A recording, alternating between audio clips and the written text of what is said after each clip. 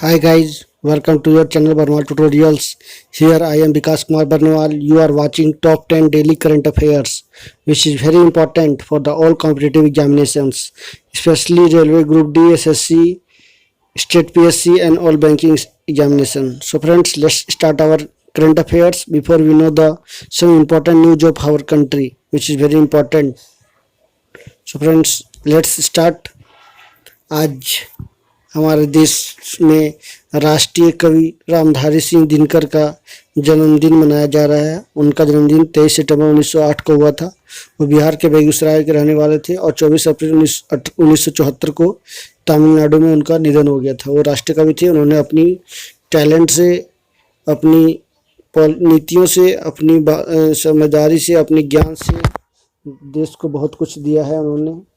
इसके साथ ही देश में कोरोना के मरीजों की संख्या पहली बार 110 लगातार आ रहा है रिजल्ट, जिसमें मरीजों की संख्या ठीक होने की ज़्यादा हो रही है और इससे जो कोरोना से पीड़ित होने की संख्या जो है वो कम निकल रहे हैं।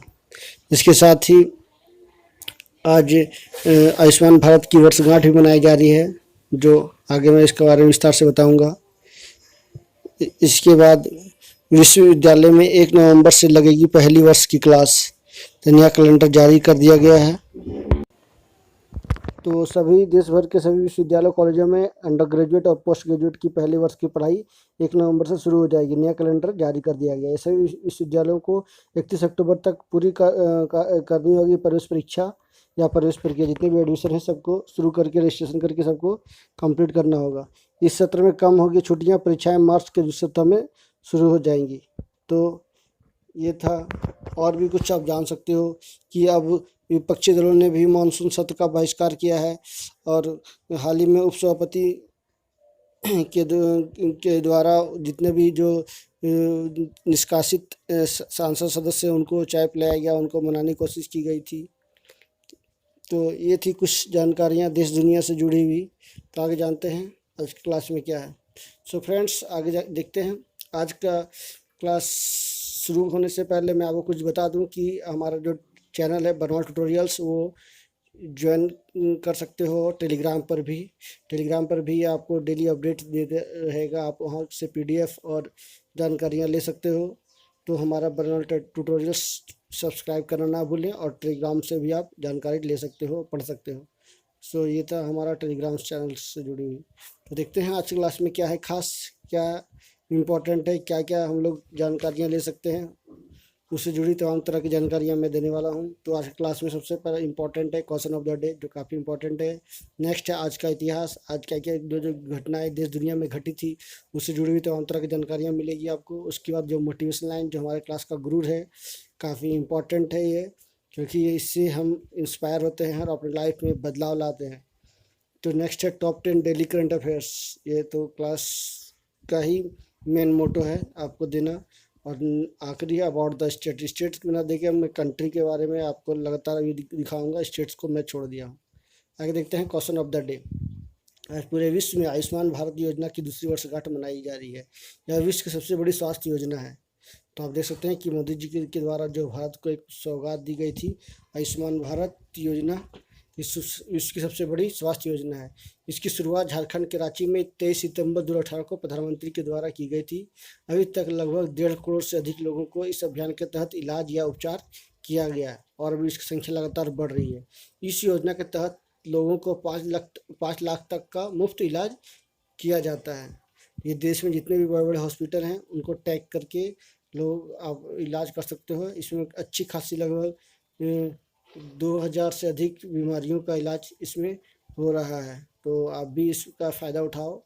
आयुष्मान कार्ड का तुरंत बनवाओ आप और इसका लाभ लो, क्योंकि बहुत बड़ी और अच्छी योजना है। जितने भी मिडिल क्लास हैं या भारत की गरीबी संख्या हैं, बड़े लोग भी इस पर ले सकते हो। ऐसा बात नहीं कि सिर्फ मिडिल क्लास के गरीबों के लिए है, ये सभी के लिए, कोई भी इसका लाभ उठा सकता है, बशर्ते उसके लिए कार्ड बनाना होगा। तो ये था question of the day. Next देखते हैं आज का इतिहास। आज ही के दिन 1955 में पाकिस्तान ने बगदाद समझौता पर हस्ताक्षर किया था। नेक्स्ट आज ही के दिन 1935 में हिंदी फिल्मों के अभिनेता प्रेम चोपड़ा का जन्म हुआ था। आज ही के दिन 1965 में भारत पाकिस्तान के बीच युद्ध विराम का आदेश हुआ था। आज ही के दिन 1986 में अमेरिकी कांग्रेस ने गुलाब को अमेरिका का राष्ट्रीय फूल चुना था। भारत का राष्ट्रीय फूल आप जानते ही हो लोटस है, तो अमेरिका का रोज है। एक न्यूज़ मिला आपको देख सुनने को। आज ही के दिन 2002 में web browser Mozilla Firefox Phoenix 9.1 का पहला सार्वजनिक संस्करण जारी किया गया था। तो ये था आज का इतिहास, जो काफ़ी इम्पोर्टेंट है। आप देख सकते हो, इससे सवाल आपको पूछा जा सकता है कि युद्ध विराम का आदेश कब हुआ था 1965 में भारत पाकिस्तान के बीच। गुलाब को कब अमेरिका का राष्ट्रीय फूल चुना गया, नेशनल फ्लावर ऑफ अमेरिका, 1986 को 23 सितंबर को। तो ये है आज का इतिहास, जो काफ़ी इम्पोर्टेंट है। इसका आप स्क्रीनशॉट लेके या PDF चाहिए तो आपको PDF भी प्रोवाइड करवाई जाएगी। तो ये तो आज का इतिहास। नेक्स्ट देखते हैं मोटिवेशन लाइन, जो आज का है। The hardest walk you can make is alone.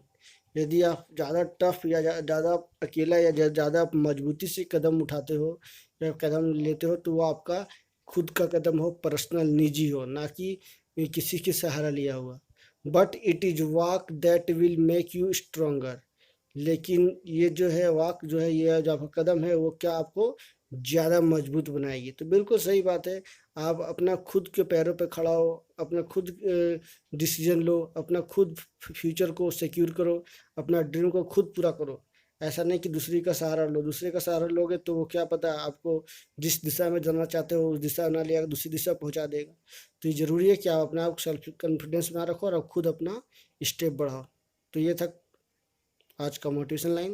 देखते हैं नेक्स्ट है करंट अफेयर्स। करंट अफेयर्स में देश दुनिया से जुड़ी हुई तमाम तरह की जानकारियाँ आपको मिलेगी, जो एजुकेशन से जुड़ा हो, जो एग्जाम से जुड़ा हुआ हो। एग्जाम में जो भी सवाल पूछे जाते हैं, चाहे वो रेलवे ग्रुप डी में हो, सभी तरह का इंपॉर्टेंट कंटेंट आपको प्रोवाइड करवाए जा रहे हैं।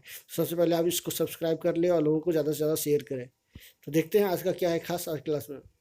अमेरिका ने ईरान पर नए बैन लगाए। 24 से अधिक अंतर्राष्ट्रीय संस्थाओं की संपत्तियों की कुर्की की जाएगी। ये अमेरिका ने कहा है कि जितने भी संस्था हैं, 24 से अधिक जो भी अमेरिका में अपनी संस्थाएं खोल रखे या अन्य देशों में जो ईरान को हथियार वेपन्स प्रोवाइड कराते हैं, उनको बैन किया जाएगा, उनके प्रॉपर्टी को अटैच की जाएगी।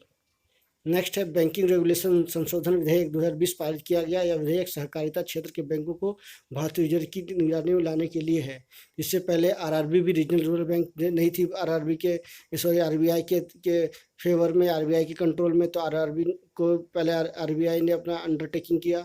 इसके बाद अब कोऑपरेटिव बैंकों को भी, जो स्टेट के बदौलत चलती थी, तो उसको भी अपना अंडर में लेने का काम किया जा रहा है। क्यों? सबसे बड़ा बात है कि वहाँ पे एनपीए ज़्यादा बढ़ जाती है और बहुत सारे कोऑपरेटिव बैंक है या आरआरबी बैंक है जो डूबने के कगार पे हो चुके हैं। तो उसी को उसको एग्जीक्यूट करने के लिए, उसको कंट्रोल करने के लिए, ऑपरेट करने के लिए आरबीआई ऐसा कदम उठाया है। नेक्स्ट देखते हैं, भारत का दूसरा रॉकेट लॉन्च पोर्ट तमिलनाडु में स्थापित किया जाएगा। तो ये बहुत अच्छी बात है। रॉकेट लॉन्च जो किया जा रहा है या रॉकेट पोर्ट को तमिलनाडु में स्थापित किया जाएगा। नेक्स्ट देखते हैं, अमेरिकी राष्ट्रपति ट्रंप की विरोधी उच्चतम न्यायालय के न्यायाधीश रूथ बदर गिन्सबुर्ग का निधन हो गया। तो ये अमेरिका राष्ट्रपति के ट्रंप की विरोधी थी और उन्होंने जो वहाँ की जो सुप्रीम कोर्ट है वहाँ के न्यायाधीश भी रह चुकी हैं, और जो भी उनकी स्ट्रेटजी होती है अमेरिकी राष्ट्रपति की, उसके अगेंस्ट में बोलती हैं। क्योंकि वो आप जानती हो कि डोनाल्ड जो है क्या बोलते हैं, कब क्या बोलते हैं, उनको किसी को कुछ पता ही नहीं होता है। कौन कब क्या स्टेटमेंट देना है, ऐसा कुछ बोल ही जाते हैं। तो इसलिए ये उनके विरोधी रही हैं। नेक्स्ट देखते हैं, संसद द्वारा FCRA कानून में किए गए संशोधन का एनजीओस ने विरोध किया है। तो एनजीओ ने कड़ा विरोध दर्ज किया है कि जो FCRA है उस कानून में बदलाव किए गए हैं, उसमें संशोधन किया, अमेंडमेंट किया गया है, जिसके अगेंस्ट में एनजीओ ने अपना विरोध प्रदर्शन किया, प्रोटेस्ट किया है। नेक्स्ट देखते हैं, शिक्षा क्षेत्र को में बढ़ावा देने के लिए प्रधानमंत्री नरेंद्र मोदी को IG नोबेल पुरस्कार 2020 से सम्मानित किया गया है। तो भारत के प्रधानमंत्री को लगातार बहुत सारे पुरस्कार दिए जा रहे हैं, उसमें से एक IG नोबेल पुरस्कार दिया गया है। यह आपका इंपॉर्टेंट सवाल है, इसको आप नोट्स जरूर तैयार कर लो, क्योंकि एग्जाम में जरूर पूछा जाएगा कि IG नोबेल पुरस्कार 2020 किसको दिया गया। तो हमारे honourable prime minister Narendra Modi ji को दिया गया है। नेक्स्ट देखते हैं, सिमोना हालेप ने इटालियन ओपन में महिला एकल प्रतियोगिता जीती है। तो इटालियन ओपन में जीतने वाली महिला एकल में कौन है? सिमोना हालेप, इन्होंने इटालियन ओपन जीता। नेक्स्ट देखते हैं, भारत सरकार ने रोहतांग दर्रे के बाद दूसरी रणनीतिक सुरंग सिकुला में बनाएगी। तो ये चाइना के साथ जो भी बहस छिड़ी हुई है, जो भी स्थिति उत्पन्न हुई, उसी को देखते हुए भारत सरकार और आवागमन को सुगम बनाने के लिए भारत सरकार लगातार तत्पर है। इसी में दूसरी एक रणनीति के तहत सुरंग सिंकुला में बनाएगी, जिसमें आवागमन के साथ सामरिक दृष्टि से भी महत्वपूर्ण होगी ये सुरंग। खास करके हमारे रक्षा बल में जो भी जवान हैं उनके लिए, और एक प्रोटेक्शन के लिए, बॉर्डर में सिक्योरिटी प्रोवाइड कराने के लिए, हमारे नागरिकों के सुरक्षा के लिए ये सुरंग बनाई जा रही है। बहुत ही अच्छी बात है, होनी भी चाहिए। भारत लगातार डेवलपमेंट और इंफ्रास्ट्रक्चर को मजबूत कर रहा है बॉर्डर एरिया में। नेक्स्ट देखते हैं, पूर्व अनुसंधान और विश्लेषण विंग रो रिसर्च एंड एनालिसिस विंग के प्रमुख अनिल धस्माना को राष्ट्रीय तकनीकी अनुसंधान संगठन NTRO के प्रमुख के रूप में नियुक्त किया गया है। तो देख सकते हैं अमित शाह उनको बधाई दे रहे हैं, उनको बधाई दे रहे हैं कि वो NTRO के उनको प्रमुख के रूप में नियुक्ति मिली है। नेक्स्ट देखते हैं, महाराष्ट्र सरकार ने फसल सर्वेक्षण के लिए ई-पिक पहानी ऐप लॉन्च किया है, जिसके माध्यम से किसानों को फसल से जुड़ी तमाम तरह की जानकारियाँ दी जाएगी कि कैसे वो कौन सा समय में कौन सा बीज रोपें, या उनकी मिट्टी की गुणवत्ता कैसी है, हर तरह के तमाम तरह की जानकारियाँ मिलेगी उनको एक तरह का बोलो तो बाजार भी प्रोवाइड करवाया जाएगा इस ऐप के माध्यम से। वो डायरेक्टली अपना फसल को, क्रॉप्स को बेच सकते हैं। तो हर एक तरह देखा जाए तो ये किसान के लिए डेडिकेटेड ऐप है, और किसान को ये मुहैया कराया जा रहा है किसान के लिए, ताकि किसान जो भी हैं हमारे देश के नागरिक हैं, हमारे देश के रीढ़ की हड्डी हैं, और उनको बोल सकते हो, तो उनको एक तरह से सुरक्षा, एक तरह से उनको आमदनी बढ़ाने के लिए इस तरह का ई-पिक पहानी ऐप लॉन्च किया गया है महाराष्ट्र सरकार के द्वारा। तो ये सवाल जरूर पूछा जाएगा, आप इसका नोट्स तैयार कर लें। देखते हैं आज का खास क्या है। आज स्टेट न्यूज में आज कंट्री के बारे में बताया गया है। सिटी का, वेटिकन सिटी जो राजधानी उसकी है, वेटिकन सिटी ही सबसे बड़ा नगर भी वही है, और राजभाषाएं वहाँ पे लैटिन इटालियन बोली जाती है। सरकार वहाँ जो है गिरजाघर संबंधी है। स्वतंत्रता के बारे में तो कुछ बताया नहीं गया है, बट हाँ क्षेत्रफल जो है 0.44 किलोमीटर स्क्वायर, यानी 234वां क्षेत्रफल है विश्व भर में। जल जो है वहाँ का प्रतिशत 0 है। मुद्रा जो है यूरो चलती है। जनसंख्या 2005 की जनगणना के अनुसार 783वां है। समय मंडल CET UTC +1 है। ग्रीष्मकालीन में UTC +2 होता है। दूरभाष कोड जो है 39 है। Internet TLD। वेटिकन सिटी एक शहर राज्य है। आधिकारिक उद्देश्य के लिए इस्तेमाल, वास्तविक तौर पर इस्तेमाल के लिए जाने वाली भाषाओं में इटालियन, जर्मन, अंग्रेजी, स्पेनिश, फ्रांसीसी और पुर्तगाली, जिनमें से इटालियन का इस्तेमाल आम है। पोप के सुरक्षा गार्ड पाब्लो स्विस गार्ड की भाषा जर्मन है। तो ये राष्ट्रीय गान देख सकते हो, वो राष्ट्रीय वाइकनोन है। राष्ट्रीय गान इनो ई मार्सिया पॉन्टिफिकेल, ये वहाँ का नेशनल एंथम है, और नेशनल सेंटेंस भी। तो ये था वेटिकन सिटी के बारे में। तो आगे देख, तो ये सॉरी, आज क्लास में इतना ही।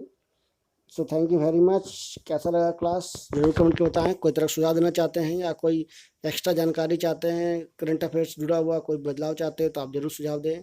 So thank you very much for watching, and please subscribe and press the bell icon for the notification. So please subscribe and share. So thank you very much for watching. Thank you again.